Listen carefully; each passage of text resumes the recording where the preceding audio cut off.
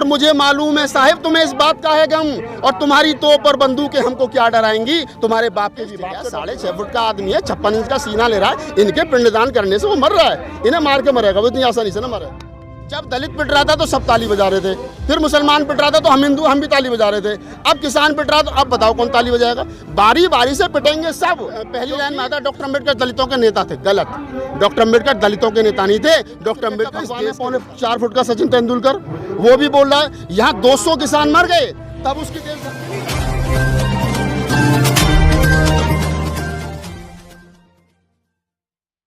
नमस्कार, आज हम दिल्ली के गाजीपुर बॉर्डर पर और मेरे साथ में बहुजन कवि राहुल नागपाल जी। राहुल नागपाल जी, जिस तरह से किसान आंदोलन चल रहा है तो हम देख रहे हैं ना तो सरकार हटने का नाम ले रही है और ना ही किसान भाई हटने का नाम ले रहे हैं, तो क्या लगता है कि किस दिशा में ये आंदोलन जाएगा? देखिए, लड़ाई आर और पार की है, इसको 2 टूक में मोदी सरकार समझ ले, सीधा सीधा, इसमें कोई मिलावट नहीं है। जब तक राकेश टिकैत जी कह चुके हैं जब तक बिल वापसी नहीं तब तक घर वापसी नहीं।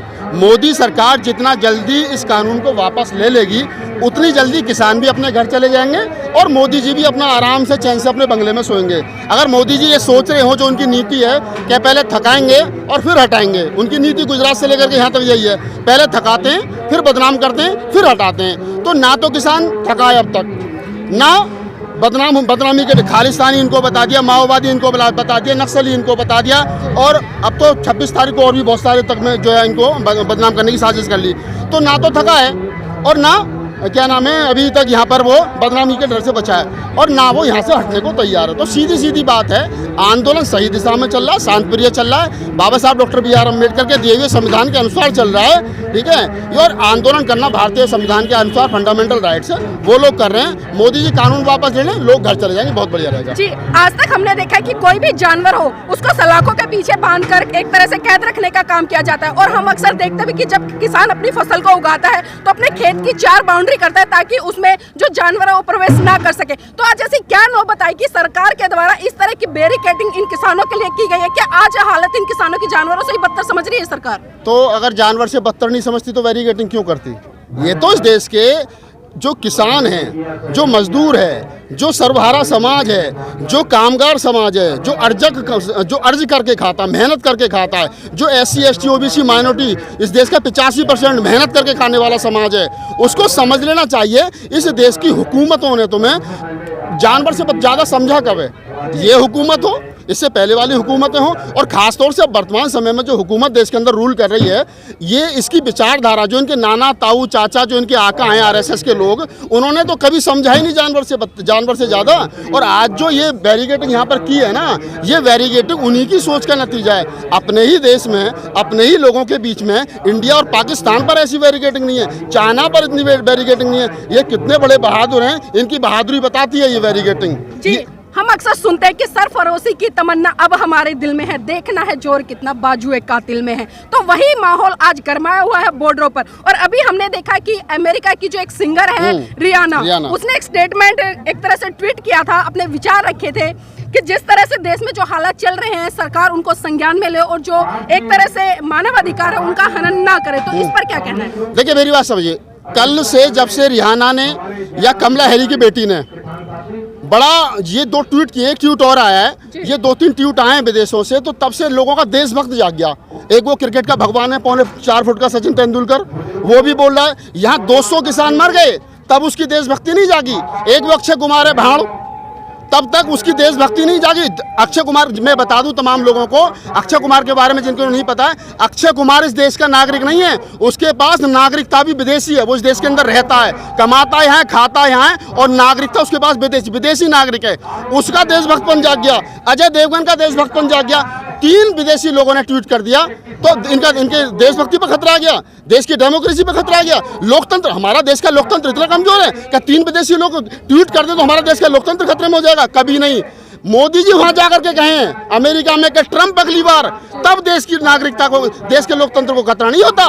मतलब और वो 3 लोग देश के किसानों के समर्थन में ट्वीट कर दें तो इनको आपत हो जाती है। तो वही वाली बात होगी ना, हमारा कुत्ता कुत्ता, तुम्हारा कुत्ता टॉमी। बहुत अच्छी बात है। इंडस्ट्री है लगातार, वो भी अपनी जो स्टेटमेंट एक तरह से किसानों के विरोध में दे रही है। कंगना रनौत उसने भी अभी एक और स्टेटमेंट दिया और उससे पहले भी लगातार कई स्टेटमेंट दे चुके हैं। वो पहले बहन बेटियों को लेकर स्टेटमेंट दी उसने, जिस तरह की हमारे देश की इन बहन बेटियों के लिए अपशब्द कहे। तो इसको किस तरह से देख रहे हैं? क्या सरकार की पनाह पर ये लोग काम करते हैं? देखिए, मैं उस कंगना रनौत या कनवर रनौत जैसे लोगों का नाम लेकर के भी जवान खराब नहीं करना चाहता, लेकिन आपने उनका नाम लिया कंगना रनौत का, देश की बेटी है, मैं सम्मान करता हूँ हर महिला का। लेकिन जिस प्रकार से पिछले कई महीनों से, चाहे किसानों के विरोध में हो, चाहे अन्य किसी कोई भी इस देश के अंदर आंदोलन खड़ा होता है, सबसे पहले कंगना रनौत निकल के आ रही है। पता नहीं किसानों ने कौन सा उसके बंगले पर कब्जा कर लिया है। अरे छज्जा तोड़ा तेरा, क्या नाम है, म्युनिसिपल कॉर्पोरेशन ने, मुंबई वालों ने, उनसे लड़ना। किसानों ने तेरा कौन से बंगले पर कब्जा कर लिया? लेकिन उसकी आदत बन गई है, देश के अंदर कोई भी आंदोलन खड़ा हो उसे सबसे पहले बीजेपी के प्रवक्ता के रूप में वो हमेशा पेश होती है, आरएसएस के प्रवक्ता के रूप में वो हमेशा पेश होती है। उसको जो 22 सिक्योरिटी मोदी सरकार ने दी है, जब मोदी सरकार ने उसको 22 सिक्योरिटी दी है तो कहीं ना कहीं उसका कर्जा तो उतारना है ना। और कर्जा कैसे उतरेगा? क्या किसानों को गाली दे करके, किसानों की बहन बेटियों को गाली दे करके, किसानों को आतंकवादी बता करके, किसानों को माओवादी, नक्सली और खालिस्तानी बता करके। वो तो उस दिन भी कह रही थी कि ये जो लाल किले पर खालिस्तान का झंडा फहराया, उस बेवकूफ महिला को ये पता नहीं है कि जो लाल किले पर झंडा फहराया गया है ये खालिस्तान का झंडा है या निशान साहब है। अगर ये खालिस्तान का झंडा है तो मोदी जी जिसको सर पे बांध करके गुरुद्वारे में मत्था टेकने के लिए गए, तो फिर तो वो भी खालिस्तान का झंडा है। अगर ये झंडा देशद्रोही है तो फिर तो मोदी जी भी देशद्रोही है, क्योंकि ये झंडा तो उन्होंने भी सर पे बांधा था।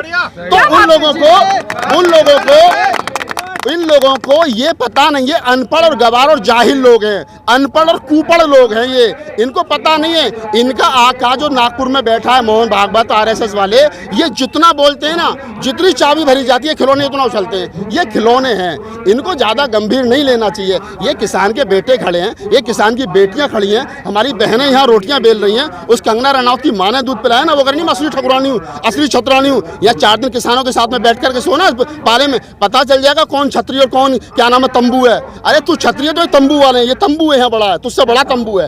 जी राहुल नागपाल जी, लगातार हम इस आंदोलन को भी कवर कर रहे हैं और अन्य बॉर्डर पर भी कवर कर रहे हैं। यहाँ पर हम देख रहे हैं कि हमने कई किसान भाइयों से बात करी डॉक्टर भीमराव अंबेडकर को लेकर, क्योंकि आज उन्हीं के संविधान के माध्यम से आज किसान भाई अपनी आवाज को बुलंद करने का काम कर रहे हैं। लेकिन जब उनसे बात करते हैं तो सामने से एक सवाल आता है कि आप अंबेडकर की बात क्यों कर रहे हैं, किसानों की बात क्यों नहीं करते? इस पर क्या कहना है? देखिए, 2 चीज समझ लीजिए, मैं किसी की बुराई नहीं कर रहा, लेकिन मैं एक चीज बता रहा हूँ कि डॉक्टर अंबेडकर को इस देश के अंदर गलत तरीके से पेश किया गया। आप बाबा साहब डॉक्टर अंबेडकर के बारे में पढ़िए, उसमें पहली लाइन में आता है डॉक्टर अंबेडकर दलितों के नेता थे। गलत, डॉक्टर अंबेडकर दलितों के नेता नहीं थे, डॉक्टर अंबेडकर इस देश के नेता थे। डॉक्टर अंबेडकर ने जो संविधान बनाया वो दलितों के लिए नहीं बनाया, वो इस देश की 135 करोड़ आबादी के लिए बनाया। अगर आज आप खड़े होकर के यहाँ मुझसे सवाल कर रही हो तो ये डॉक्टर अंबेडकर की मेहरबानी है, क्योंकि उन्होंने महिलाओं के लिए लॉ बनाया। आपको सवाल पूछने का अधिकार नहीं था, आपको तो घूंघट में रह करके रोटी बेलने का अधिकार था। इस देश के आप जिसको कहते हैं ना मौलिक अधिकार, ये डॉक्टर अंबेडकर ने दिया। ये सब डॉक्टर अंबेडकर की देन है। और मैं एक बात कहता हूँ, बड़ी मजे की बात है, जाटों के सबसे बड़े नेता कौन थे? सर छोटू राम। सर छोटू राम ने कहा, मेरे भोले किसान मेरी 2 बात ले मान, एक तो बोलना सीख ले, एक दुश्मन को पहचान। हमने मंच लगा लिया, बोलना तो सीख लिया, लेकिन दुश्मन को अभी भी नहीं पहचान रहे हैं दुश्मन कौन है। यही सेम बात डॉक्टर अंबेडकर ने कही कि जिस दिन इस देश का सर्वहारा समाज अपने दुश्मन को पहचान लेगा उस दिन लड़ना सीख लेगा। अरे जो बात डॉक्टर अंबेडकर ने कही वही छोटू राम ने कही, वही बात भगत सिंह ने कही जेल डायरी में। भगत सिंह कहते अगर मैं जेल से छूटा, फांसी से बचा और जेल से बाहर आया तो डॉक्टर अंबेडकर के साथ में काम करूंगा। वही बात चौधरी महाराज सिंह भारती ने कही जो मेरठ से सांसद रहे, वही बात चौधरी चरण सिंह ने कही, वही बात जगदेव बाबू ने कही, वही बात कुशवाहा ने कही। मैं कहता हूं जब SC ST OBC माइनॉरिटी काम करने वाले मेहनतकश लोगों के हमारे महापुरुष एक हैं तो हमारी विचारधारा अलग अलग क्यों है? हम सब एक ही बाप की औलाद हैं, हम मेहनतकश लोग हैं। और जो लोग ये बात कह रहे हैं कि आप डॉक्टर अंबेडकर की बात क्यों कर रहे हो, ये वो इसलिए कर रहे हैं क्योंकि उन्होंने डॉक्टर अंबेडकर को पढ़ा नहीं है। और इस देश की सरकारों ने सबसे बड़ा अपराध ये किया है कि डॉक्टर अंबेडकर को सिर्फ दलितों का नेता बना करके छोड़ दिया। वो दलितों के नेता नहीं थे, वो गरीबों के, दलितों के, मजदूरों के, किसान के, सैनिक के, महिलाओं के, सबके नेता थे। इस देश के 90% क्या 135 करोड़ आबादी के और कम से कम 85% बहुजन समाज के नेता थे। राहुल नागपाल जी, हमने देखा था कि 2020 में एनआरसी का मुद्दा काफी गरमाया था पूरे देश में और लोगों ने बहुत बड़े आंदोलन किए, लेकिन लॉकडाउन के तहत उस आंदोलन को एक तरह से खत्म कर दिया गया। तो क्या लगता है कि आज इन किसान भाइयों को, क्योंकि ईवीएम का भी मुद्दा काफी हम लगातार समय समय पर लोग उठाते हैं लेकिन सफलता नहीं मिली है, तो आज किसान भाइयों को जरूरत नहीं है एनआरसी और जो ईवीएम का मुद्दा है उसको भी इसमें इंक्लूड करें? देखिए, आप समझ रहे, दो तीन चीजें बड़ी इस देश में पिटेंगे, सब बारी बारी से पिटेंगे। पहले शेड्यूल कास्ट पिटा, SC ST एक्ट के तहत। मारने वाला कौन है वो सबको पता है। लाठी किसके हाथ में? मोदी जी के हाथ में। ताकत किसकी खड़ी है? अडानी अंबानी की। दूसरा नंबर मुसलमान पिटा NRC और CA के मामले पे। ताकत की लाठी किसकी है? मोदी जी की। ताकत किसकी है? अडानी अंबानी की। अब कौन पिट रहा है? अब किसान पिट रहा है। लाठी किसके हाथ में? मोदी जी के हाथ में। ताकत किसकी है? अडानी अंबानी की। जब दलित पिट रहा था तो सब ताली बजा रहे थे, फिर मुसलमान पिट रहा था तो हम हिंदू, हम भी ताली बजा रहे थे।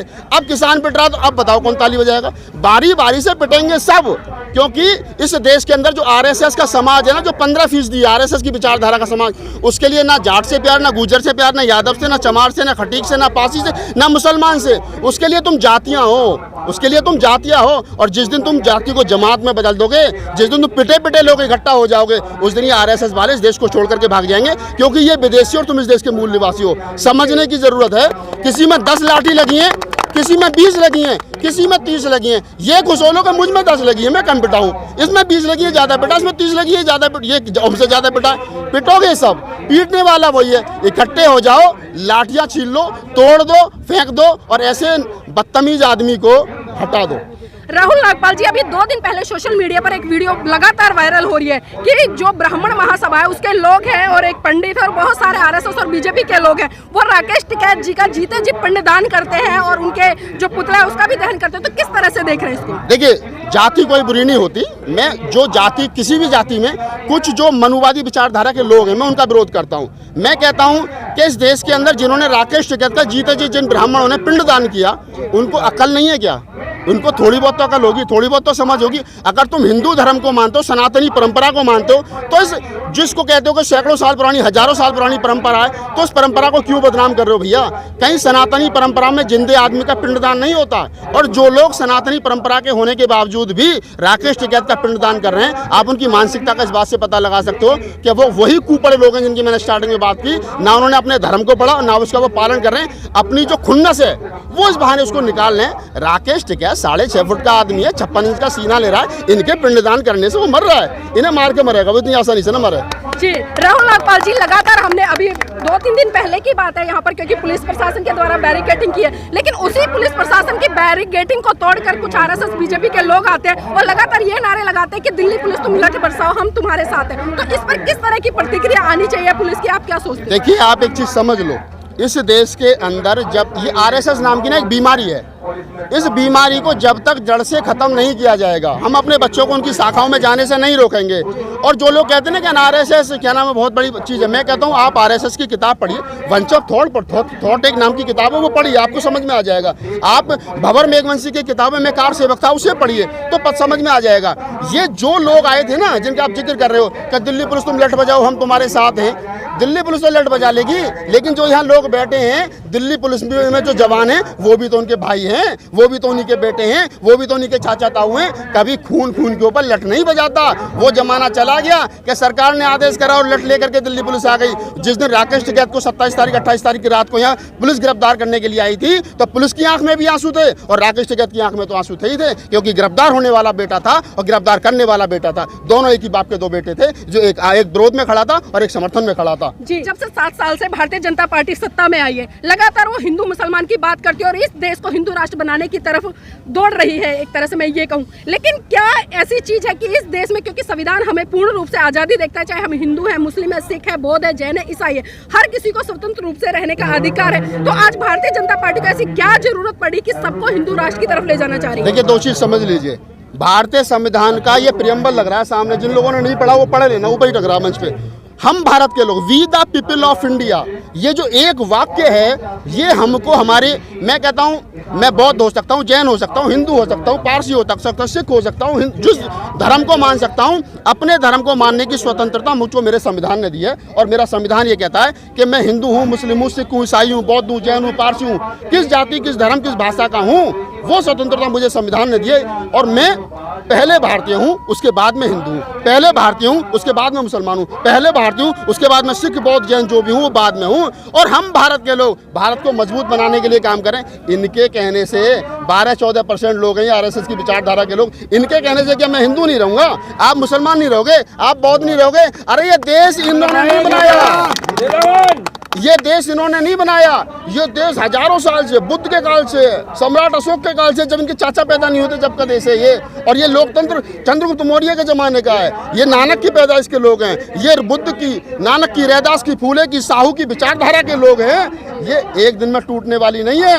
हम उसी विचारधारा के लोग हैं कि जब नानक देव जी ने लंगर चलाया था, 20 रुपए से शुरू किया था, जिस लंगर को आज हम सब लोग खाते हैं, उन्होंने ये नहीं सोचा था कि इसको हिंदू खाएगा, मुसलमान खाएगा। आज भी गुरुद्वारे में चले जाइए, वहाँ ये देख करके लंगर नहीं परोसा जाता कि इसको हिंदू खाएगा, मुसलमान खाएगा, बौद्ध खाएगा, वहाँ जो जाएगा वो खाएगा। ये हमारी मोहब्बत को तोड़ना चाहते हैं, ये भाईचारे को तोड़ना चाहते हैं। अरे ये 2 गुजराती हैं, अब 4 हो गए।